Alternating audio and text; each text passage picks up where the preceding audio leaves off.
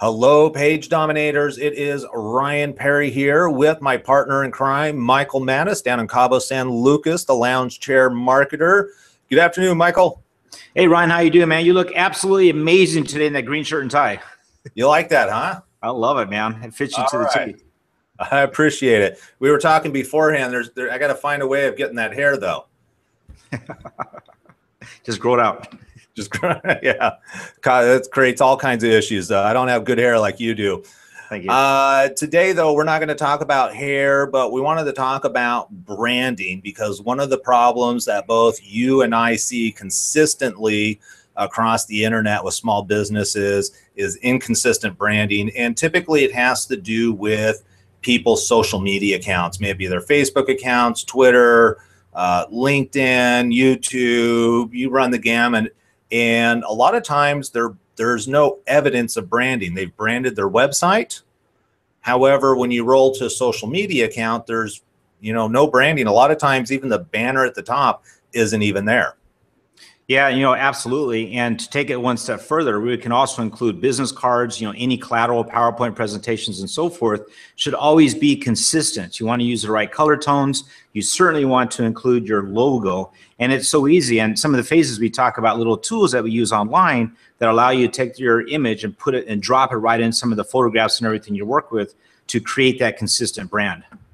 Right. And I think, for me, especially when we talk about small business owners that are fighting and scraping for every sale, they don't have the deep pockets that a lot of other corporations have, is that what is that first impression that you're giving off? If somebody is interested in learning more about you, your service, or your product, and this is potentially somebody that wants to spend thousands of dollars with you, and they go to your Facebook account and it's not branded, or there's inconsistent branding there, essentially what you're telling that person is that you really don't care about your business image.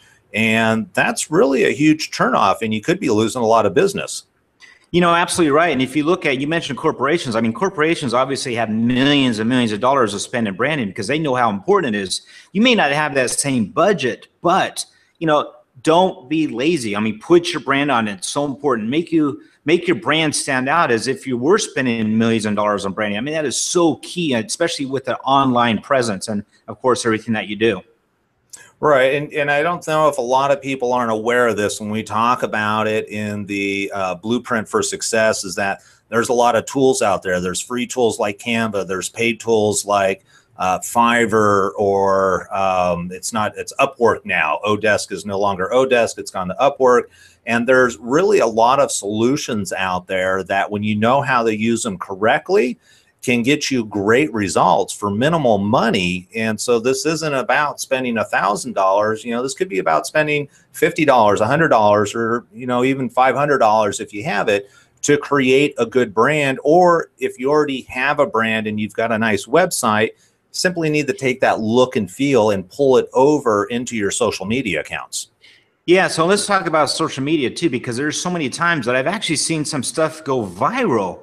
And if you get lucky or have something that tends to go viral without your brand, you're not promoting yourself. And if something does go viral and you have your logo and your brand, guess what? You're getting exposure out on the internet, which is key. So, maybe they're going to like what you're saying and they're going to resonate with your brand. And then ultimately, if they can resonate with your brand and they see it on your website and everything else, there's going to trust factor there. Immediately, they're going to know, as a local business, you take things seriously and you're going to want to do business with them. And that's the whole purpose of our course, and of course, branding.